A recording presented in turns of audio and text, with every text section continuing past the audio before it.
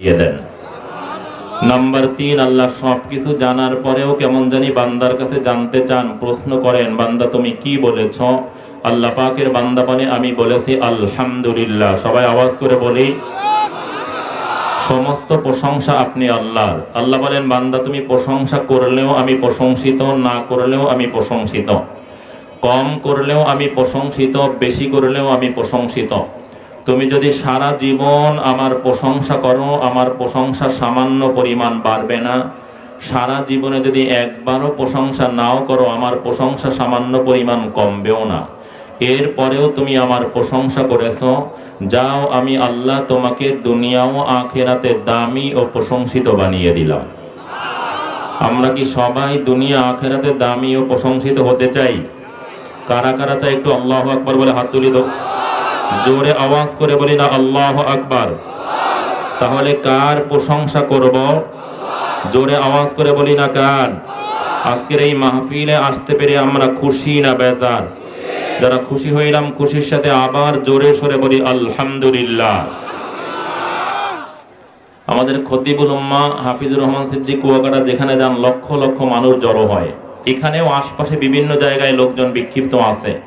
এজন্য আহ্বান করব, যত আপনারা মাঠকে যত দেরিতে গুছাবেন তার বয়ান তত শর্ট হবে। তার আরো একাধিক প্রোগ্রাম আছে। কথা বুঝাইতে পারি নাই, অনেকে মনে করছেন আসবেন হুজুরকে এই পরিবেশে, তখন তার বয়ান দেখা যায় 1 ঘন্টা বয়ান, তখন আধা ঘন্টা পাবেন। এই জন্য দ্রুত যারা যেখানে আসি অতি দ্রুত প্যান্ডেলে, আর এইখানে পিছনে যারা সবাই একটু মিলে বসি। কারা কারা রাসূলের খাঁটি উম্মত হতে চাই একটু আল্লাহু আকবার বলে হাত তুলি তো। তাও মনে হয় সবাই চায় না। জোরে বলি আল্লাহু আকবার। যারা হতে চায় রাসূলের খাঁটি উম্মত, তারা জীবন দিয়ে হলেও মানবে রাসূলের সুন্নাত। কথা ঠিক না বেঠিক? আমরা কি রাজি আছি? রাসূলের সুন্নাত হলো কোরআন সুন্নাহর আলোচনা হবে, ওয়াজ মাহফিল হবে, আমি আর রাস্তার মধ্যে আড্ডা মারবো, এটাই তো সুন্নাত। সবাই কথা বলে না যে রাসূলের সুন্নাত হলো কোরআন সুন্নাহর মাহফিল হবে, আমরা ওই পিছনে ফাঁকা হয়ে বসে গল্প গুজব করবো, এটাই তো সুন্নাত? নাকি মজলিসে একেবারে মিলে বসবো, সব কিছু বাদ দিয়ে দৌড়ায় কোরআন সুন্নাহর মজলিসে এসে মিলে বসে যাবো, এটাই তো কথা ঠিক না বেঠিক?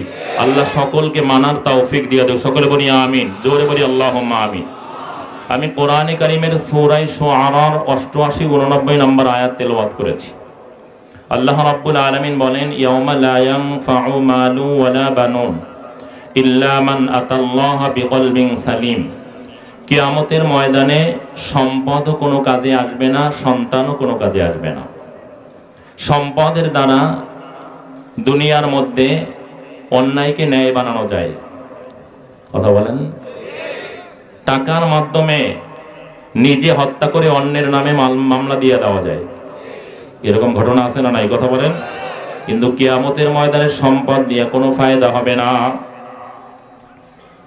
সন্তানের মাধ্যমে দুনিয়ায় ফায়দা হয়। দেখবেন একজন মুরব্বী তার সাথে আর একজন ঝগড়া করতেছে, পাশের থেকে একজন বলে যে তুমি কার সাথে ঝগড়া করো? তার ছেলে ডিসি।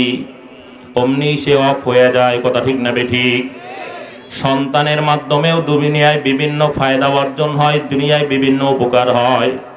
কিন্তু কিয়ামতের ময়দানে সম্পদ দিয়েও কোনো ফায়দা হবে না, সন্তান দিয়েও কোনো লাভ হবে না।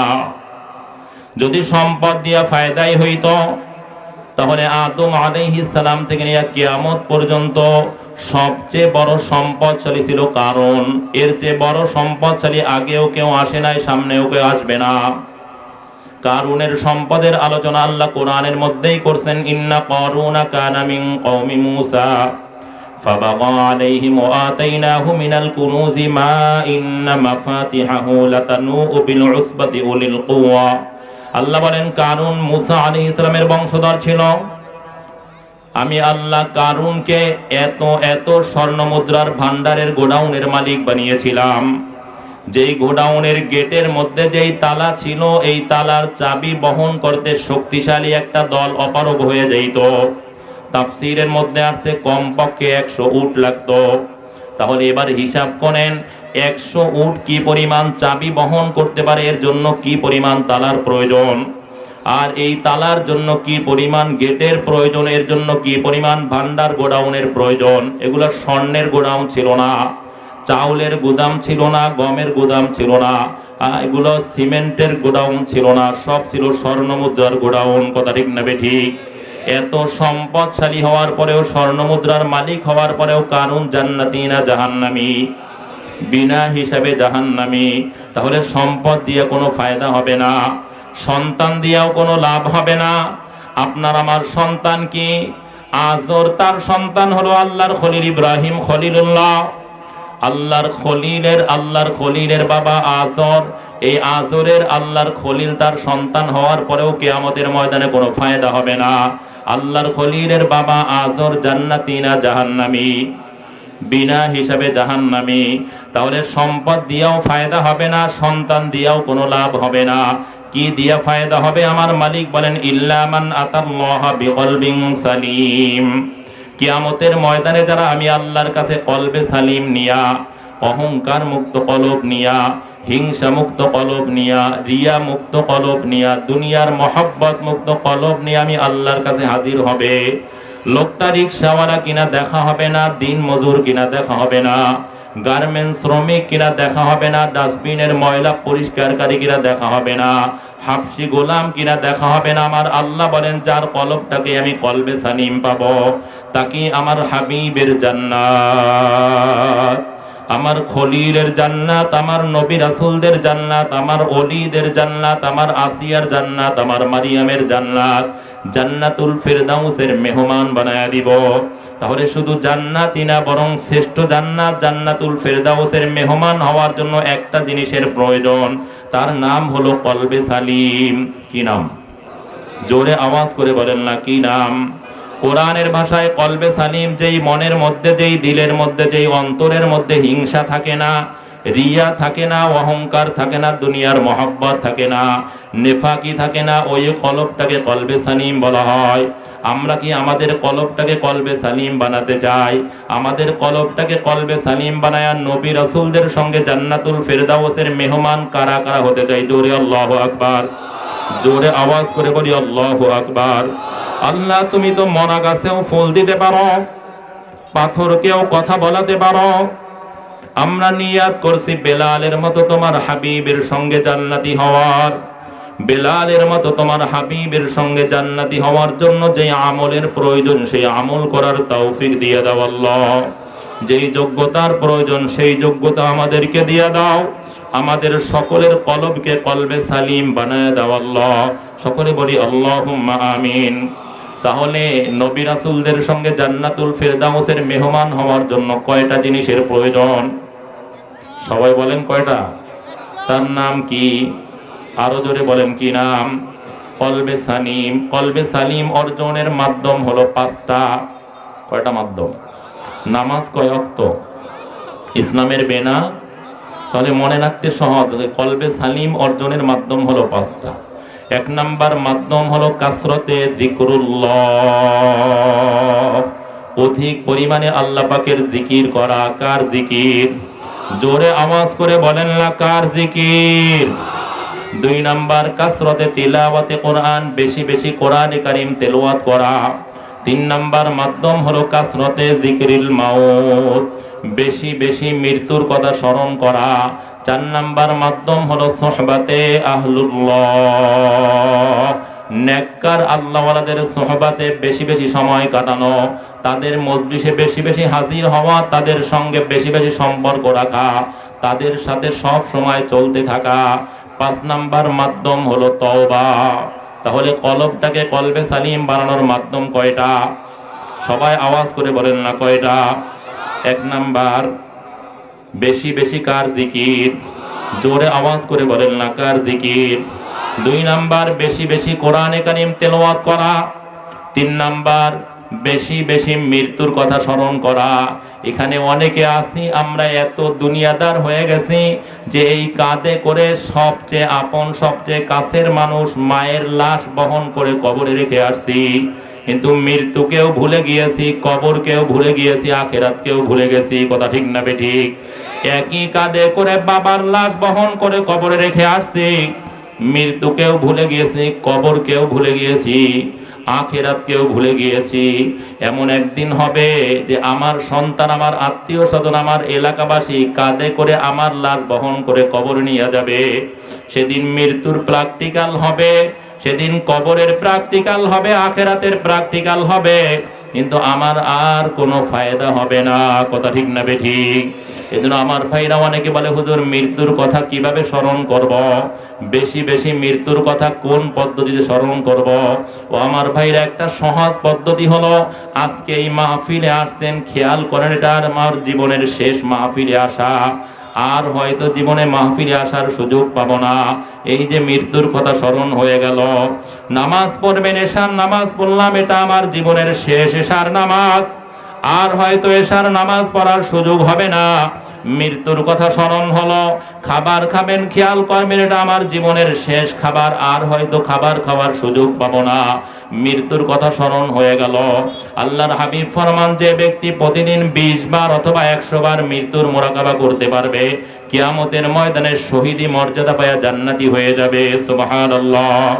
তাহলে বেশি বেশি মৃত্যুর কথা স্মরণ করলে শুধু কলবটা কলবে সালিমই হয় না, বরং শহীদি মর্যাদা অর্জন করা যায়। কথা ঠিক না বেঠিক? 4 নাম্বার মাধ্যম হলো সোহবাতে আহলুল্লাহ, নেককারদের মজলিসে বেশি বেশি হাজির হওয়া, দামি মানুষের সঙ্গে বেশি বেশি বসা, জান্নাতি মানুষের সঙ্গে বেশি বেশি বসা, তাদের সঙ্গে সম্পর্ক রাখা। অনেকের প্রশ্ন, হুজুর আপনার বয়ান শুনে নিয়াত করলাম, এখন থেকে বেশি বেশি জিকির করব, এখন থেকে বেশি বেশি কোরআনের তেলাওয়াত করব, এখন থেকে বেশি বেশি মৃত্যুর কথা স্মরণ করব, নেককারদের সঙ্গে সম্পর্ক রাখবো, তাদের মজলিসে বেশি বেশি হাজির হব। কিন্তু 40 বছর যেই গুনাহ করেছে সেই গুনার কি হবে? 50 বছর যেই গুনাহ করেছে, যেই অপরাধ করেছে, তার কি হবে? আমার মালিক বলে 5 নাম্বার পদ্ধতি হলো তওবা। তুমি যদি খাঁটি তওবা করো, চোখের পানি ছেড়ে দাও, ভবিষ্যতে গুনাহ না করার অঙ্গীকার করো, তৎক্ষণাৎ গুনাহকে ছেড়ে দাও, কোন বান্দার হক নষ্ট করলে ফিরায়া দাও। আমার মালিক বলে, ইয়া আইয়ুহাল্লাযীনা আমানু তুবু ইলাল্লাহি তাওবাতান নাসুহা। অন্য জায়গায় আল্লাহ বলেন, ইউদাআফ লাহুল আযাবু ইয়াওমাল কিয়ামা ওয়া ইয়াখলুদ ফীহি মুহানা ইল্লা মান তাবা ওয়া আমানা ওয়া আমিলা আমালান সালিহা ফাউলাইকা ইউবাদদিলুল্লাহু সাইয়্যাতিহিম হাসানাত। কিয়ামতের ময়দানে ঘোষণা হবে, কাফের, মুশরিক, বেঈমান, নাফরমানদের অপমান, লাঞ্ছনার শাস্তিকে বাড়াইতেই থাকো। তবে হে ফেরেশতারা, খবরদার, যারা ঈমানের সাথে তওবা করছে, যারা নেক আমলের অঙ্গীকার করে নেক আমল শুরু করে দিয়েছে, আমার মালিক বলেন, তওবা আমি আল্লাহর কাছে এত দামি আমল, তওবাকারী এত দামি, যারা খাঁটি তওবা করে ওদের গুনাহগুলোকে আমি মাফ করি না। যদি গুনাহ মাফ করি, খুব একটু খেয়াল করেন, এটা কি বলেন আপনারা? হ্যান্ডবিল না? সবাই কথা বলেন। এটা কি লেখা?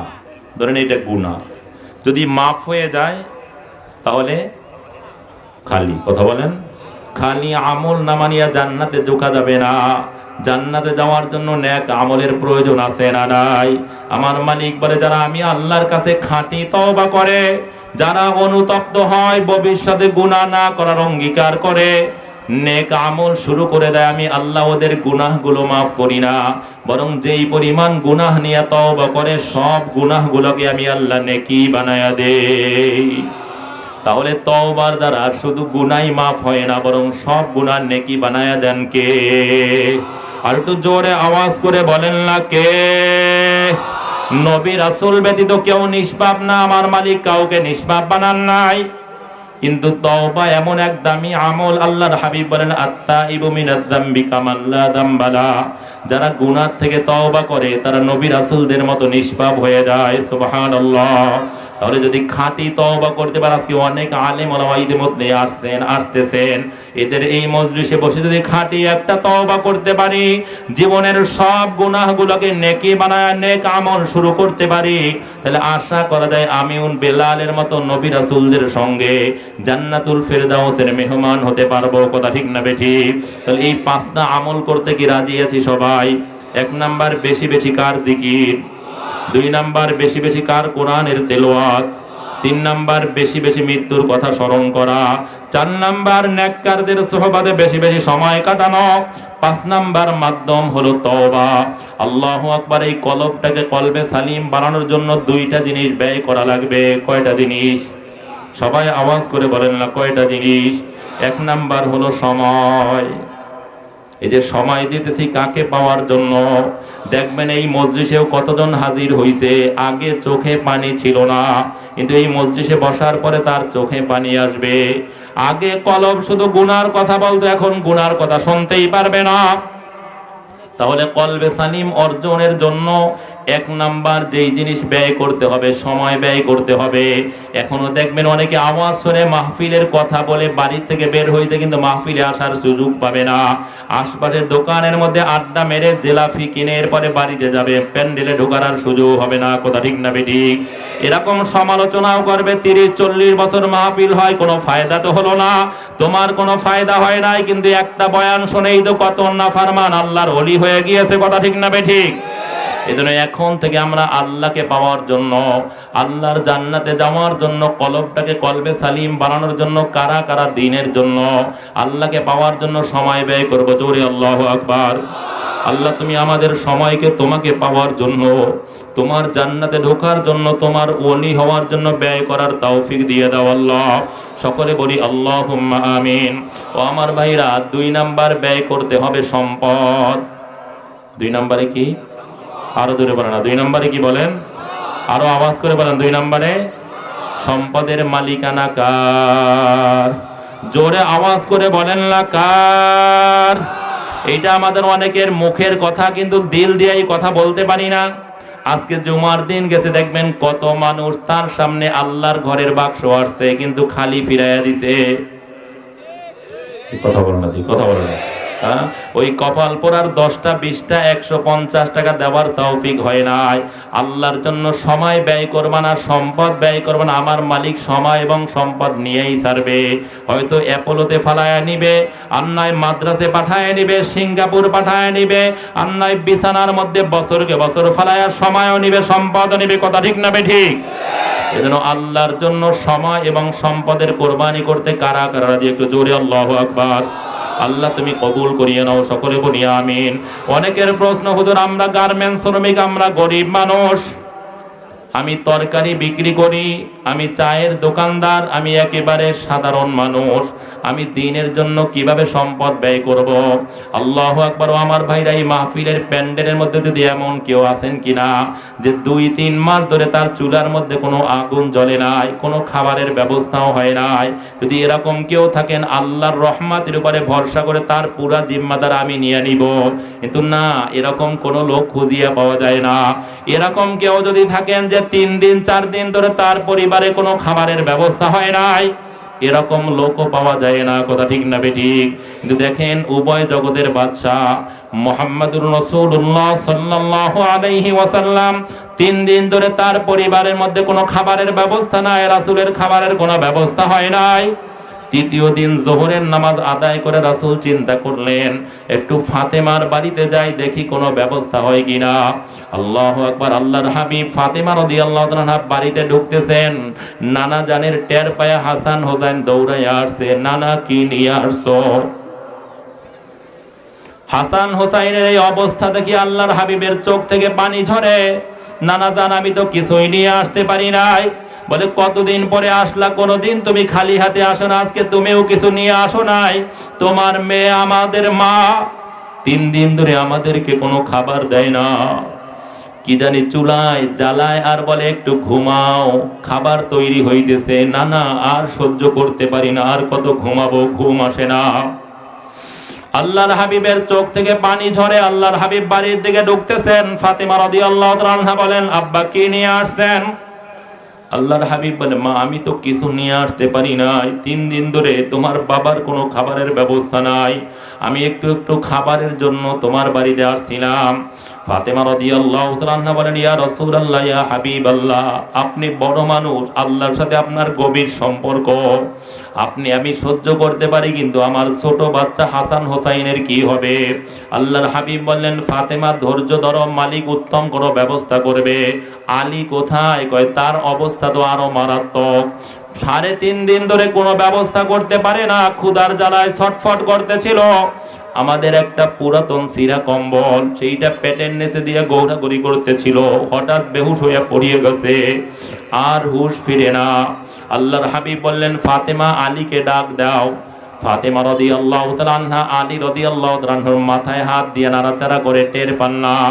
আল্লাহর হাবিব ফাতেমা রাদিয়াল্লাহু তাআলাকে সরায়া দিয়ে নিজেই মাথার উপরে হাত দিলেন, মেসেজ করতেছেন।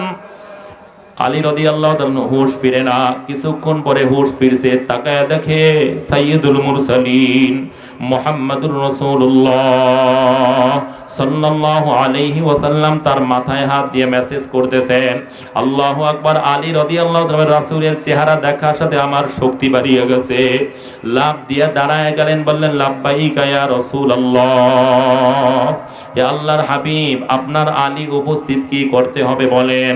আল্লাহর হাবিব বলেন, আলী, যাও এই পুরাতন সিরা কম্বলটা নিয়ে বাজারে যাও, দেখো মালিক কোনো ব্যবস্থা করে কিনা।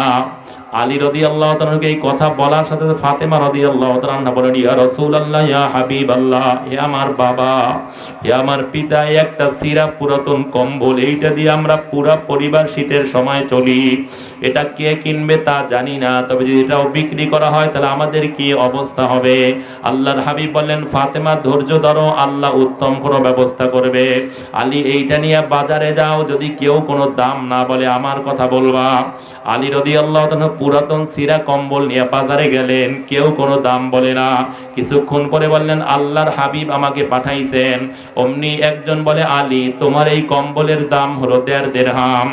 আর একজন আয়েশা বলে, আলী, তোমার কম্বলের দাম হলো 2 দিরহাম। আর একজন আয়েশা বলে, আলী, তোমার কম্বলের দাম হলো 4 দিরহাম। আর একজন আয়েশা বলে, আলী, তোমার কম্বলের কোনো দাম বলবো না, তবে আমি তোমাকে 6 দিরহাম দিব। 1 দিরহাম হাসানের জন্য, 1 দিরহাম হোসাইনের জন্য, 1 দিরহাম ফাতেমার জন্য, 1 দিরহাম আলী তোমার জন্য, 2 দিরহাম আল্লাহর হাবিবের মেহমানদারির জন্য। আর আমি কম্বলটাও নিয়ে নিব, কিয়ামতের ময়দানে যদি আমি বিপদে পড়ে যাই, মালিকের সামনে এটা পেশ করব।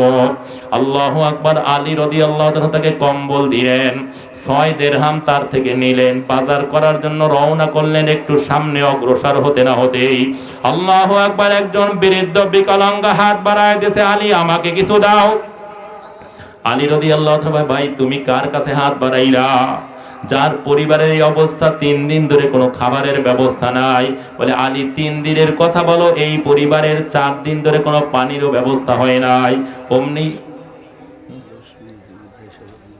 অমনি আলী রাদিয়াল্লাহু তাআলা তাকে 6 দিরহাম দিয়ে দিলেন।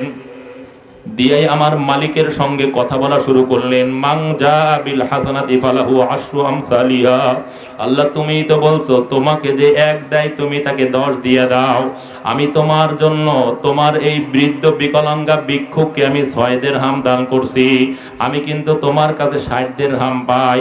তুমি যদি আমাকে 60 দিরহাম দাও, তোমার কোরআনের আয়াতের উপর আমার আস্থা আরো অনেক গুণ বেড়ে যাবে। আর যদি না দাও, আমি আলীর কিছুই হবে না। এরপরে একটু সামনের দিকে অগ্রসর হলেন, দেখেন একজন সুদর্শন যুবক একটা দামি ঘোড়া নিয়ে সামনের দিকে যাইতেছে। আলী রাদিয়াল্লাহু তাআলাকে দেখিয়ে এই ঘোড়া থামায় দিলেন। আলী, ঘোড়া কিনবা নাকি? বলে, ভাই, আমার তো এই অবস্থা। কয়, ঘোড়াটা একটু চালায়া দেখো, যদি পছন্দ হয় বাকিতে তোমাকে ঘোড়া দিয়ে দিব। যখন বিক্রি করতে পারবা টাকা দিবা, বিক্রি না করতে পারলে টাকা দিতে হবে না। আলী রাদিয়াল্লাহু তাআলা বলে, আমি ঘোড়া চালানোর জন্য উঠলাম, দেখি বাতাস। সুদর্শন যুবক ঘোড়া নিয়ে হাজির হয়েছিল। আল্লাহর ফেরেশতা জিবরাইল, এখানেও তুমি পরীক্ষায় উত্তীর্ণ হয়েছো। তৃতীয় যেই সুদর্শন যুবক 200 দিরহামে তোমার কাছ থেকে ঘোড়া ক্রয় করেছিল, আল্লাহর ফেরেশতা মিকাইল, এই পরীক্ষায় তুমি উত্তীর্ণ হয়েছো। আলী, তোমার হাসান হোসাইনের এত অভাব। আল্লাহর হাবিব বললেন, দেখো, জিবরাইল আমাকে শোনায় গেলেন, আল হাসান ওয়াল হুসাইনু সাইয়্যিদা শাবাবি আহলিল জান্নাহ। হাসান হোসেন জান্নাতের যুবকদের সর্দার হবে, ফাতেমা জান্নাতের মহিলাদের নেত্রী হবে। আমার ভাইরা, আল্লাহর উপরে আস্থা রেখে যারা দান করে, এই হাদিসের মাধ্যমে কমপক্ষে দুনিয়ার মধ্যে 10 গুণ পাওয়া যায়, আর কোরআনের আয়াতের দ্বারা কমপক্ষে 700 গুণ পাওয়া যায়। আমার ভাইরা, শামসুল উলুম কিরাতুল কোরআন এতিম মাদ্রাসা ও এতিমখানা, এখানে অনেক এতিমরা আছে, অনেক গরিবরা পড়াশোনা করে। আমাদের হুজুর এখনই চলে আসবে। আমি একটু কয়েকজন ভাইকে আবেদন করব, আল্লাহর উপরে আস্থা রেখে দুনিয়ার মধ্যে কমপক্ষে 10 গুণ সম্পদ বৃদ্ধি করার জন্য, কমপক্ষে 700 গুণ বরকতের জন্য এই মজলিসে কে আসি? প্রথমে এক ব্যক্তি আল্লাহর হাবিবের সম্মানে এই মাদ্রাসার তলেবে ইলমদের জন্য, এতিমদের মেহমানদারির জন্য একজন বলি যে আমি 10 বস্তা চাউলের ব্যবস্থা করব। অনেক বিশাল খরচ, অনেক বাজেট। একজন ব্যক্তি বলি যে আমি 10 বস্তা চাউল, মাত্র 2500 টাকা করে এক বস্তা চাউল, অথবা 25,000 টাকা। একজন বলি যে আমি ব্যবস্থা করব ইনশাআল্লাহ, এখন না পারলে আগামী মাসে দিব অথবা রমজানে দিব। এরকম একজন বলি যে আমি 10টা বস্তা চাউলের ব্যবস্থা করব, আমি 10টা বস্তা চাউল দিব। এরপরে 10 জন ব্যক্তি বলি যে আমরা 4 বস্তা করে 2500 টাকা করে 10,000 টাকা হয়। আবু বকর, ওমর, ওসমান, আলী, তলহা, জুবাইর, আব্দুর রহমান ইবনে আউফ, সাদ ইবনে আবি ওয়াক্কাস, সাঈদ ইবনে যায়েদ, আবু উবাইদা ইবনুল জাররাহ রিদওয়ানুল্লাহি আলাইহিম আজমাইন, 10 জন সাহাবীর সম্মানে 10 জন বলি যে 4 বস্তা করে চাউল অথবা 2 বস্তা চাউল দিব, 5,000 টাকা। একটু আল্লাহু আকবার বলে নাম লেখাই যে আমি মোহাম্মদ আলমগীর হোসাইন 5 বস্তা চাউল, বলি আলহামদুলিল্লাহ। একটু জোরে বলি আলহামদুলিল্লাহ।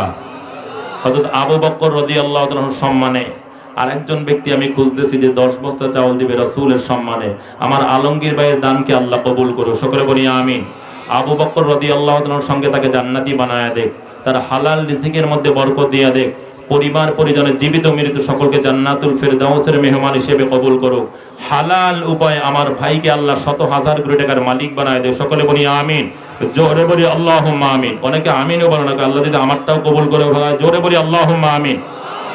এরপরে বলি ইনশাআল্লাহ ওমর রাদিয়াল্লাহু তাআলার সম্মানে একজন বলি 5 বস্তা অথবা 4 বস্তা চাল, আর আল্লাহর হাবিবের সম্মানে একজন ব্যক্তি চাইছি যে 10 বস্তা চাউল দিবেন, 2 মাসে দিবেন অথবা রমজান মাস অনেক ফজিলতের। আজকে হয়তো মাগরিব